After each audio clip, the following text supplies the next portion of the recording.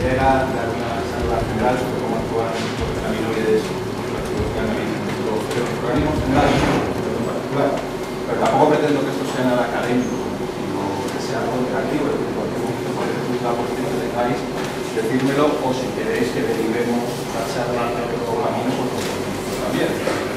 Para contarles un poco de lo que se sabe hoy en día acerca de cómo funciona el organismo, pero hay tantas facetas, tantos distintos puntos del organismo que son tocados, tantas acciones diferentes que controlan, si os interesa más una u otra, pues podemos empezar un Si no, no se veía nada.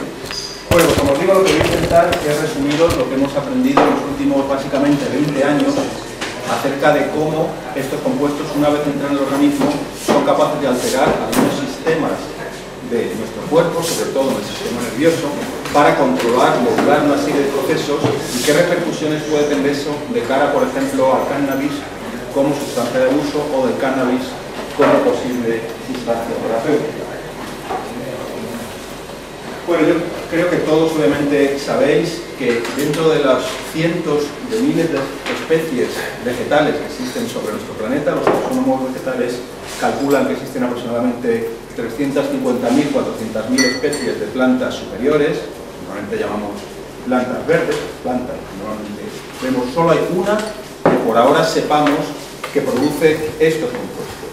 Estos compuestos, por tanto, que son responsables de los efectos activos de esta planta, se denominan cannabinoides en tanto en cuanto las plantas del género Cannabis, en concreto de la especie Cannabis sativa, y luego con todas las razas, subespecies, etcétera, que ya se han ido mezclando a lo largo de los tiempos, producen estos compuestos. Como os digo, hay algunas plantas del género Echinacea, algunas plantas que son subespecies de esto más o menos general, como el orégano o la pimienta, producen algunos compuestos parecidos al cannabis, pero en cantidades muy pequeñas y realmente sin ningún tipo de efecto activo, biológicamente activo, por lo menos hasta ahora descrito. Entonces, vamos a centrarnos ya en una sola planta, la única que produce aproximadamente 60 compuestos diferentes, que agrupamos bajo el nombre de cannabinoides y que son responsables de los efectos de esta planta en el organismo. No solo los efectos psicoactivos, los efectos sobre el sistema nervioso, sino también efectos sobre otros muchos sistemas, otras muchas localizaciones de nuestro organismo. Bien, el primer cannabinoide que se aisló, se caracterizó químicamente y que se responsabilizó de la acción psicoactiva de la marihuana es el que todos conocéis, que tenéis ahí dibujado y que decora también, porque más en parte, fórmula, como veo la ventana, el delta-9 tetrahidrocannabinol, que generalmente, como sabéis, abreviamos como THC.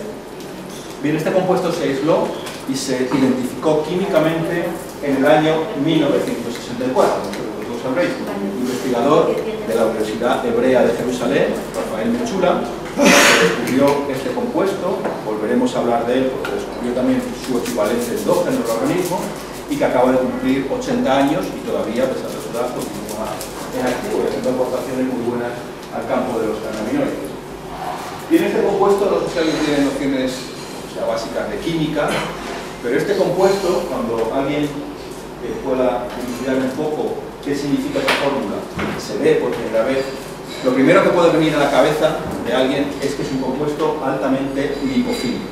Es decir, un compuesto que es muy poco soluble en agua y muy soluble, como bien sabéis, en disolventes orgánicos, aceites, etc. Esto parece una chorrada, pero desde el punto de vista de acción biológica es absolutamente crucial. ¿Por qué? Como bien sabéis, el 70% de nuestro organismo es agua. La sangre, la linfa, todos los medios extracelulares, más los medios del interior de nuestras células, el citoplasma, todas las matrices donde se desarrolla la vida, son básicamente agua. Mientras que en el organismo tenemos una cierta proporción de lípidos, es cierto, de grasas, pero una proporción muy pequeña, no más del 8-10%. Es decir, compuestos como el THC y todos los compuestos activos de la marihuana están químicamente, digamos, incómodos en nuestro organismo, porque nuestro organismo es básicamente agua, un medio donde estos compuestos no se disuelven. Cualquier otra sustancia, bien sea cualquier nutriente, un hidrato de carbono, un aminoácido, lípidos, obviamente, cualquier vitamina o básicamente todas las vitaminas, o cualquier sustancia que solemos consumir como sustancia de abuso, la cafeína, la nicotina, la cocaína, MDMA, etcétera, etcétera, todos son sustancias altamente solubles en agua. De manera que entran muy bien en nuestro organismo, se distribuyen muy bien por todo el medio acuoso de nuestro organismo y también se excretan muy bien del organismo. El principal vehículo de excreción obviamente es la orina. Pero desde el principio tenemos que tener claro que el THC no cumple estos requisitos. Y como veremos, para bien y para mal, si se puede decir en términos antropocéntricos.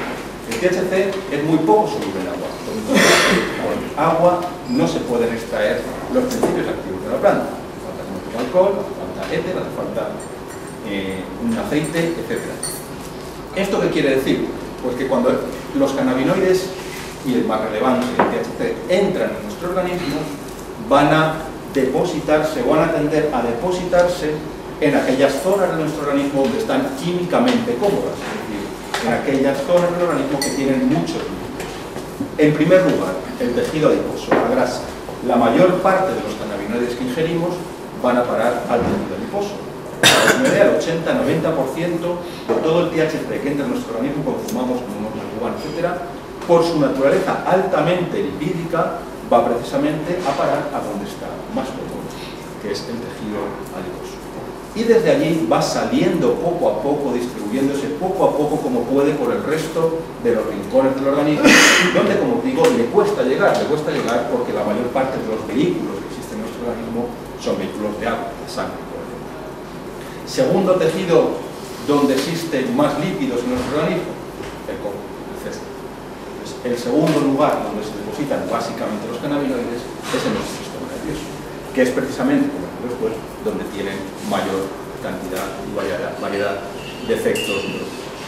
Bien, esto va a tener connotaciones importantes. Veremos después, por ejemplo, que el hecho de que el cannabis sea una sustancia poco adictiva se debe en gran medida a la naturaleza hidrofóbica, a la naturaleza lipofílica. El hecho de que sea difícil diseñar fármacos derivados de las sustancias del cannabis que se puedan distribuir adecuadamente por todo el organismo, que tengan una baja, podemos llamar en farmacología, biodisponibilidad, se debe a que son compuestos muy aceitosos. Entonces es difícil llevarlos a distintos rincones del organismo. Pero ya nos tenemos que quedar en el principio con esta idea. El THC, a diferencia de otros nutrientes, a diferencia de otras sustancias, a diferencia de muchos otros medicamentos, a diferencia de otras sustancias de abuso, es una sustancia rara, es una sustancia químicamente extraña, es una sustancia muy soluble en grasa y muy poco soluble en agua. Bueno, pues esta rareza química, esta rareza química del THC hizo que fuera muy difícil su aislamiento, muy difícil su purificación y también fuera difícil averiguar cómo actúa en el organismo. Durante muchos años se describieron distintas hipótesis acerca de cómo este compuesto podría llevar a cabo, químicamente hablando, sus efectos sobre nuestro organismo. Y no fue hasta el año 1990, es decir, 26 años después de su descubrimiento, hace simplemente 20 años, que comparado con muchas otras sustancias de abuso, como fármacos, etc., es muy poco, es decir, llevamos básicamente 20 años de investigación, si queréis, científica sobre los cannabinoides.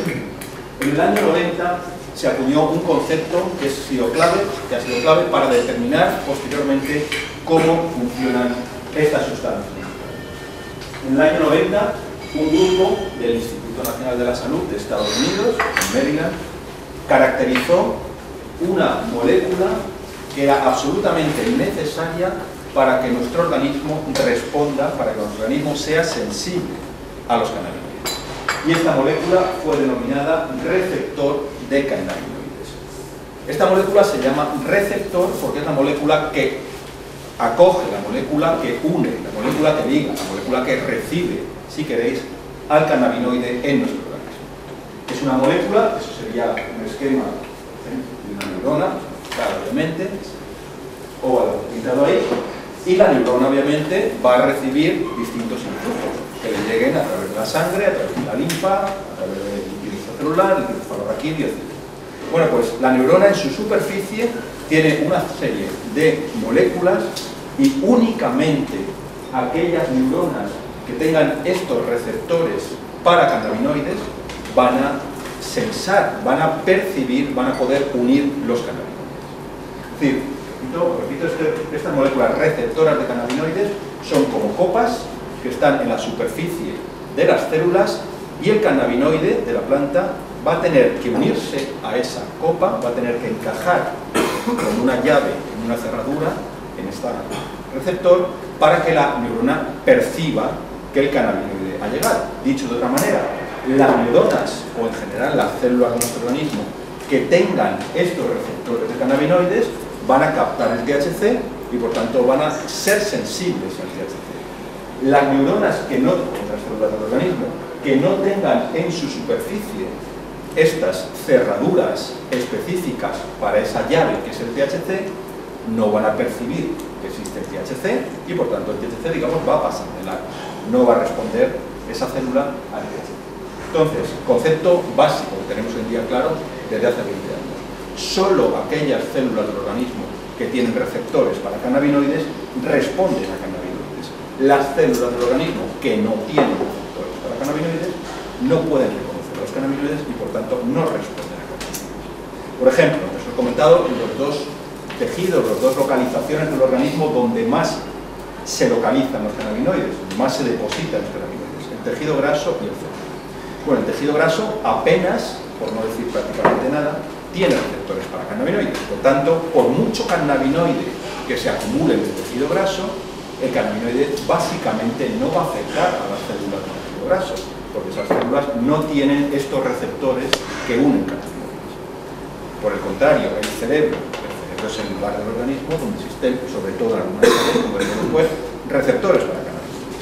Bueno, pues aquellas áreas del cerebro que tengan receptores para cannabinoides unirán el THC y responderán de alguna manera al THC, mientras que algunas áreas del cerebro apenas tienen, o nada, prácticamente nada, tienen receptores de cannabinoides y por tanto no responderán al THC. ¿De acuerdo? Entonces, ya partimos de una idea clara. Necesitamos receptores, necesitamos moléculas específicas que sensen, que perciban, que capten el THC del medio para hacer que esa célula responda. Bien, ¿cuántos o qué tipos de receptores de cannabinoides conocemos hoy en día? Bueno, en realidad conocemos dos tipos.